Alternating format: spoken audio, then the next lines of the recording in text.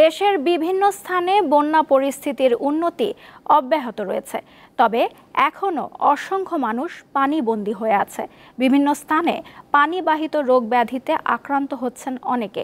নোয়াখালীর বন্যা পরিস্থিতির খবর নিয়ে যোগ দিচ্ছেন সহকর্মী খায়রুল আনাম। খায়রুল, নোয়াখালীতে আজকের বন্যা পরিস্থিতি এবং পানিবাহিত রোগের প্রকোপ, চিকিৎসা ব্যবস্থা সম্পর্কে আমাদের বিস্তারিত জানান। নওশীন, আপনি জানেন যে স্মরণকালে ভয়াবহ বন্যা সাক্ষী হয়েছে নোয়াখালীর মানুষ।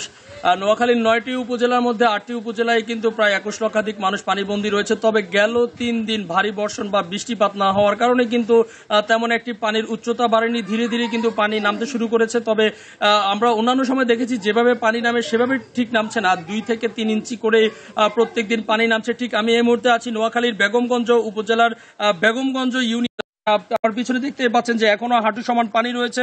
যদিও গত কয়েকদিন পানি বৃষ্টি না হওয়ার কারণে নোয়াখালী যে উঁচু অঞ্চলগুলো আছে সেখান থেকে অনেকটাই পানি নামতে শুরু করলো, কিন্তু নোয়াখালী বেগমগঞ্জের যে 16টি ইউনিয়নও কিন্তু এখন পর্যন্ত পানির নিচে তলিয়ে আছে। আমি যদিও এখন বেগমগঞ্জ পৌরসভাতে আছি, পৌরসভাতে যদি এই পরিমাণ পানি হয় সেক্ষেত্রে বোঝা যায় ইউনিয়নগুলোতে কি পরিমাণ পরিস্থিতি। আর নোয়াখালীর যদি আশ্রয় কেন্দ্রগুলোর কথা বলি, প্রত্যেকটা আশ্রয় কেন্দ্রে কিন্তু পর্যাপ্ত আশ্রয় নেওয়ার জন্য মানুষ কিন্তু সেখানে রয়েছেন, যার কারণে কিন্তু স্বাস্থ্য সুরক্ষা হুমকির মুখে দাঁড়িয়েছে।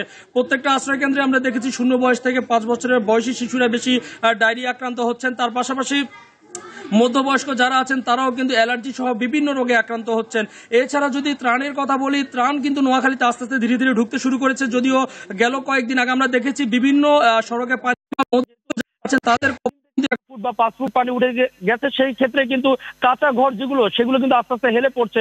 তারা বলছেন যে পানি যত নিচে নামতে থাকবে ততই কিন্তু কাঁচা ঘর নড়বড় হয়ে কিন্তু ভেঙে পড়লে তারা আসলে যেহেতু তারা কর্মতে নেই অনেকদিন ধরে, কিভাবে সামাল পুষে উঠবেন তারা আসলে পেরে উঠতে পারছেন না। তো নওশীন, বলা যায় যে নোয়াখালী বন্যা পরিস্থিতি অনেকটাই উন্নতির দিকে, তবে বেগমগঞ্জের পরিস্থিতি কিন্তু আগের মতোই রয়েছে, অপরিবর্তিত। এখন পর্যন্ত উন্নতি হয়নি। কিছু কিছু অঞ্চলে হয়তোবা ত্রাণ পৌঁছাচ্ছে, মানুষও খাচ্ছে, কিন্তু দুশ্চিন্তার ভাঁজ পড়ছে বন্যা পরবর্তীতে যেই তাদের কাঁচা ঘর সেটি কিভাবে সংস্কার করবেন। তো বলা যায় যে নোয়াখালীর এখন পর্যন্ত 8 উপজেলা পানি রয়েছে, বিশেষ করে নোয়াখালী বেগমগঞ্জে এখন পর্যন্ত হাঁটু সমান পানি রয়েছে। ত্রাণ কার্যক্রম স্বাভাবিক রয়েছে, পানিবাহিত রোগে বেশি আক্রান্ত হচ্ছেন।